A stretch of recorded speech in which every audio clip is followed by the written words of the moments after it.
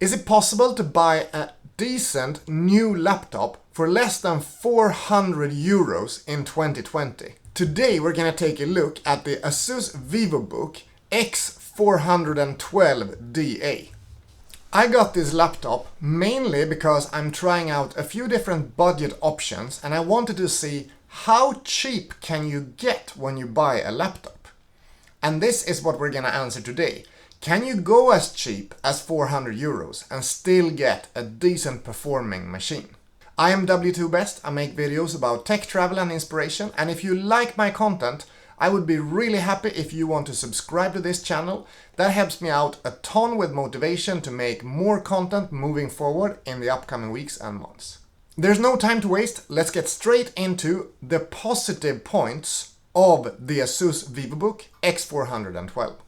The obvious first positive point is of course the price. What you normally get at this price level would be a Chromebook or a laptop with maybe, let's say, an i3 processor and 4 GB of RAM and 128 GB SSD. In this case, we get a Ryzen 5 3500U series processor, which is not from the latest generation, but still gives a pretty decent performance. Together with 8 GB of upgradable RAM, together with a relatively fast 256 GB SSD. I enjoy the overall quality feel of the laptop quite a lot more than I thought I would. The chassis has a bit of a mixture between kind of plastic and metal. I mean, it is a plastic chassis, but it's not that plastic feeling. And it's actually relatively similar to my Dell Inspiron 15-7000, especially here on the outer part. For being such a cheap machine, I think it's actually really good. Let's see if we can open the laptop with one hand.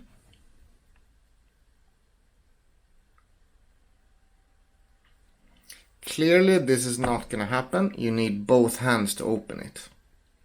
When you open the laptop up, you have this Ergolift feature that is lifting it up a little bit to let some air in from underneath and also putting the keyboard in a bit of a more comfortable angle for typing.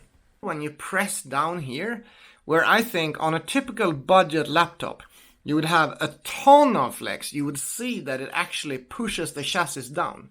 But this keyboard is pretty sturdy when I push down on it, even in the middle here. That also gives a pretty good typing experience, and I've actually been pretty happy using the keyboard overall, with one big exception. The enter key is cut off in half, and this asterisk key has taken the other half. On a Nordic keyboard this is not standard, and I have a really hard time to get typing speed up, because every time I want to hit enter or asterisk, I would hit the wrong key. The keys have a relatively matte finish, they are very low travel, but they actually feel comfortable to type on. Except the layout of the enter key, I can get up to a very good typing speed with this keyboard. There is no backlight in the keyboard, so if you need to use your laptop in dark conditions and need a backlit keyboard, you will have to look elsewhere. The trackpad is also a pretty decent experience. It feels good to the touch. It is working smooth with gestures. And also there's not too much flex from it. And a little bit of flex, but that is to be expected even of more expensive laptops. So all in all, a pretty positive experience. Although I wish they would have made it a bit larger, since there is space for a larger trackpad there. You have this area here with a bunch of small dots on it, which also feels a bit more premium than the other parts of the palm rest here. The laptop also had a relatively clean look with just a small Asus logo on the back, together with a pretty clean setup in the front as well. That is something I value a lot. I prefer a laptop that is clean to the looks and not has a lot of strange logos and marks on it. The port selection at first glance is pretty good. On the left hand side you have a barrel connector for power, an HDMI port, a USB-A port, a USB-C port and a 3.5mm headphone jack. And on the right hand side you have a Kensington lock, for securing this very valuable machine. You have another USB-A port, and you have a micro SD card reader. The SD card is sticking out in a pretty annoying way when you put it into the SD card reader. This means that you won't be able to keep it in there when you put the laptop in a bag. At least I would not feel safe doing that. When we first look at that port setup, it looks amazing, but one thing makes it a lot worse than what it could be. That USB-C port is only for data transfer. It works fine to use with, for example, my external SSD for transferring data back and forth, but it does not work with DisplayPort out, and it does not work to charge the laptop. This is such a pity, as it removes some very important functionality with the laptop, both with using it with a docking station, using it with multiple screens, and also being able to charge it with any charger if you would lose the charger that the laptop comes with. The weight of the laptop is pretty decent at 1.4 kilograms and 1.55 with the charger included. The charger itself is this tiny 45 watt brick that really takes up no space at all. And I wish more chargers were in this size or similar. It's really nice to see such a small charger. And also, I mean, it's only 45 watt because the laptop is not that powerful, so it doesn't need to get that much power from the charger. I quickly mentioned upgradability. This laptop is supposedly upgradable. I unscrewed the Phillips head screws to try to get into it, but even though I tried prying with a few different cards at a bunch of different places around the chassis, I could not get the back cover to come off. Since I knew from just unboxing this laptop I would be sending it back because it doesn't keep up the quality that I want from a laptop, I didn't want to be too harsh in getting that back cover off, and also I was not actually going to upgrade it. But according to specifications, you have 4 GB of soldered memory and you have a stick of 4 GB. You can change that 4 GB stick for an 8 GB stick, which gives you a maximum of 12 GB of RAM. It also says that it's possible to put a second SSD in there, but I couldn't swear by that, and I would like to get into it to check what kind of SSD you would put into it and also test and see if it works out. But this is not gonna happen in this video series. I would also say that the performance of the laptop is pretty decent. It gives about 900 to 950 in Cinebench R20. You can play an occasional game of, for example, Overwatch with low settings and a bit of a lower render scale. It's not a super smooth experience, and it's a big difference compared to 4500U and 4700U of the newest generation of AMD Ryzen laptops, but it's still a pretty working experience. I don't think you would get this laptop if you are a power user, but it's good to know that you have the ability to do those things even in such a cheap laptop. Let's get into the cons of the laptop, and there are a few major ones. The first one that we have to discuss further is the screen. The screen pretty much ticks all the boxes for a bad laptop screen. It is a TN panel, which is a sort of panel that gives quite bad viewing angles, as opposed to an IPS panel that has much better viewing angles, and that are in most of the more expensive laptops. You can see this when you have the laptop on and just move it back and forward like this. It is really not a good experience unless you have it at exactly the right angle where you get some kind of okay color reproduction and you can actually see what is on the screen. The second thing about the screen is just about color reproduction. This screen is really inaccurate when it comes to colors. It covers about 45% NTSC or 72% sRGB, and that in combination with the TN panel is just really washed out. It's not a good experience, and when I just unpacked it and saw the screen for the first time, I couldn't believe that that was how bad the screen was, and I was able to tweak it a little bit within the Asus setting program, but this is still not good enough. It won't be good enough, and I would only recommend using this laptop if you're able to use it with an external screen most of the time. Here you can see it in a full screen video in full HD. And here is the same video, but with my Lenovo Yoga Slim 7. And of course, the orange color pops quite a bit more on the Yoga Slim 7. And the brightness is a big difference. We are both computers on max brightness. You also see very clearly here that there is backlight in the keyboard on the Lenovo Yoga Slim 7. No backlight in the Vivobook. But still, I would say I've reached a usable experience. Mainly this was done in the AMD Radeon settings app, where you can go to screen and then to colors, and then you can adjust this one that is light. At the beginning, this one was set to 0, which means that the screen is super kind of mushy and white-ish, like the black colors have no black in them at all.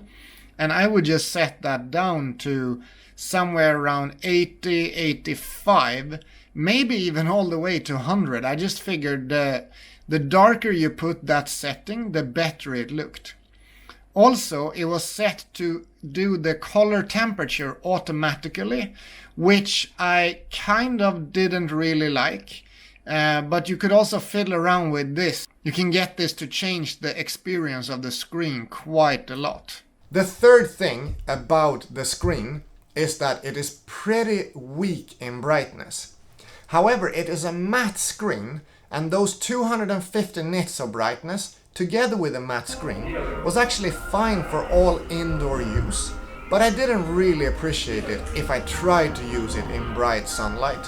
The combination of using the TN panel with a bad color accuracy and the bit lower brightness is not a good experience if you need more outdoor condition work from your laptop. The second really major thing that is making this laptop a pretty bad choice in some ways is that it comes with only a 2-cell battery. The 2-cell battery is only 32 watt hours, which is ridiculously small if you compare it to a lot of other laptops on the market. I tried the battery quite a lot while being in meetings and also working from some cafes, and I found it actually not that terrible, but I needed to turn the screen brightness down quite a bit to get an estimated battery life of around 5 hours. If I turned the screen brightness up and turned it out of power saving mode, I would get to an estimated battery life of 2 to 3 hours, which is really bad for a laptop in any form factor, I think. The third major con is that the USB-C port is only for data transfer. You can't use it for DisplayPort out, and you can't use it to charge the laptop. This is such a major thing with a laptop today, and even the Lenovo IdeaPad 5, which costs around 550 to 600 euros, has a full spec USB-C port. I find it's a real pity that Asus puts a bad USB-C port in so many of their laptops. This means that you can only use the laptop with one external monitor, and also that you cannot use it with any other charger than a barrel charger like the one that is delivered with the laptop. The next major con is about the audio quality. The audio quality of this laptop is probably some of the worst I have ever heard. It has downward firing speakers. They are placed out here on the sides. And as you can see there are tiny speakers, even though there's space on the front here to put a front firing speaker. They have decided to go with bottom firing speakers, and they are so low in volume that when I was having a phone conversation in the computer, turning the volume up to max, I still could barely hear what the person was saying if there was any other sound going on in the room. You really need to use headphones if you're gonna do any kind of calls on this laptop. But the audio quality from the headphones is at least decent. Let's crank the volume up to max and see how it sounds.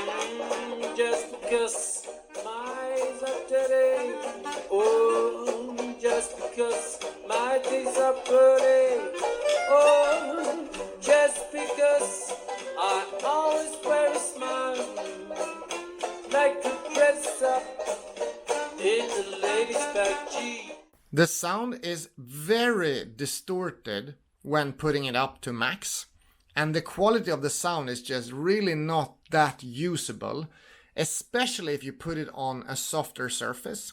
Now I kind of made it an ideal situation while putting it on this harder surface. I am currently running low graphics with 50% render scale. This would help.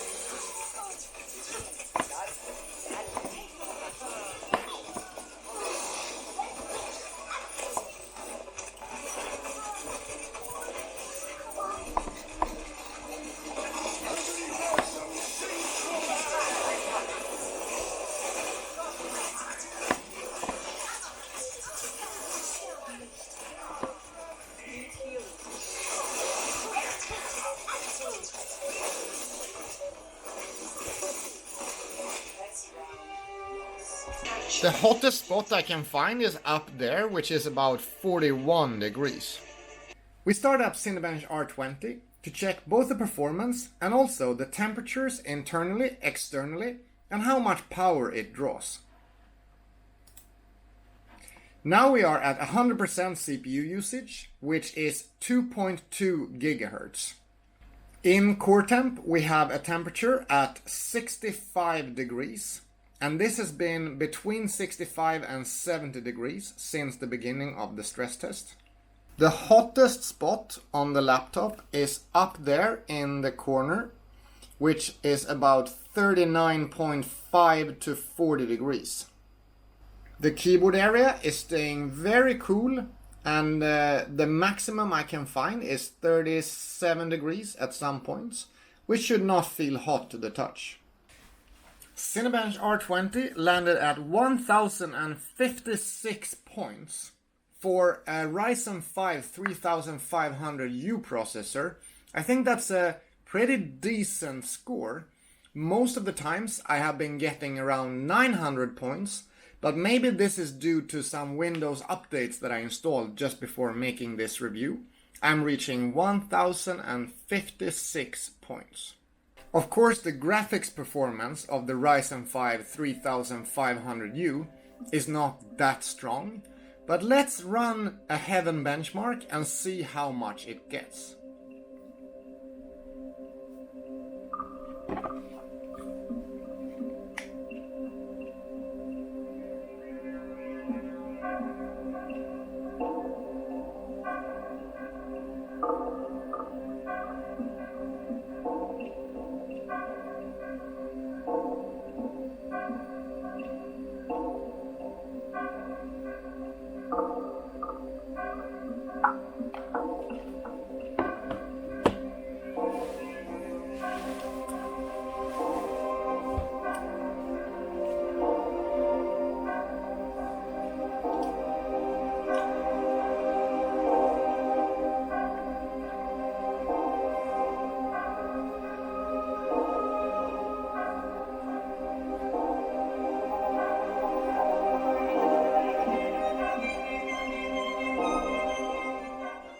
Heaven Benchmark scored an average FPS of 17.1 with a score of 432. The minimum FPS was 9.8 and the maximum FPS was 30.6. The maximum temperature we would reach during that stress test was 73 degrees. If you want to use the laptop for some light video editing, the first thing you might be interested in is the speed of the SD card reader. Let's transfer a file from the SD card and see how quick this is. This is a 4 GB file that I will transfer to the movies folder.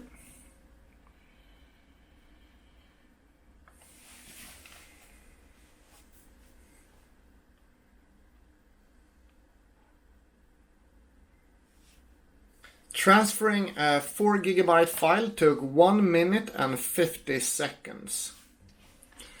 Let's import this file to Davinci Resolve and see how it is to edit a little bit.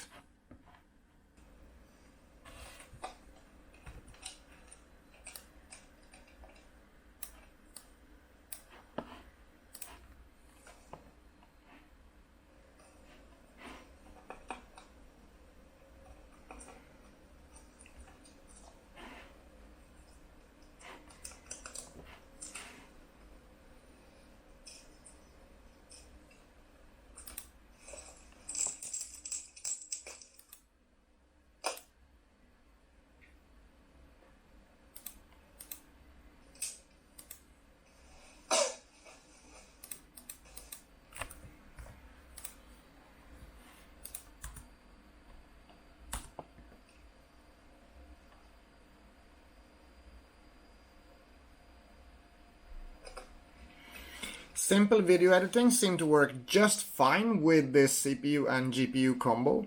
We can hear the fans spinning up a little bit, and I'm gonna test the temperatures to see if it's hot somewhere.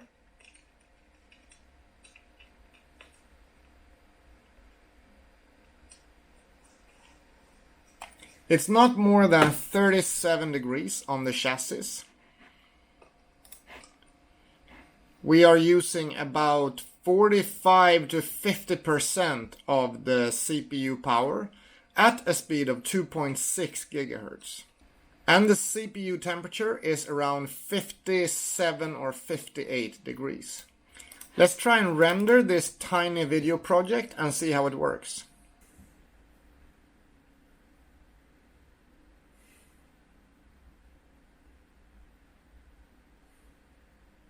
My tiny 2.5 minute video project with one full HD clip that I edited a little bit took 4 minutes and 9 seconds to render. 4 minutes and 9 seconds is almost double the video length. I would probably not use this as a heavy editing machine, but for an occasional video edit here and there, it actually works out very fine. Is there any reasonable use case where I could actually recommend this laptop? Yeah, for sure there is a use case that I could really see for it. If you need a medium performance machine that you can put in your office and you're using it only with an HDMI screen, an external keyboard and an external mouse, and you just need this one external screen, and you don't mind leaving the laptop in the office most of the time, just having it plugged into its own power supply, and then plugging it into this one HDMI monitor. I think this laptop can actually serve you really well. The performance is decent enough both with the CPU, the RAM, the SSD, the Wi-Fi, the Bluetooth. There's no real issues with it. It's just when it comes to those really important points of the screen, the battery, and the use of the USB-C port that this laptop really lacks. And I couldn't recommend it except in those very specific use cases when you don't need those things. I won't be keeping this laptop to make a review series about. I've used it for 1 full week and I will say that this is enough use for me. I know that the 400 euro mark is a bit too low and I will look a bit above 500 euros for the next budget review on this channel. I am W2Best. I make videos about tech, travel and inspiration. And if you like this video, I would really appreciate if you wanted to subscribe to the channel. If you have any questions about the machine, just ask them in the comments below. If you want to buy the machine and you feel that you are the kind of user that would really be fitting for using this machine, there will be a link placed in the description below as well. Have a really nice day and then I will see you in the next video. Bye bye!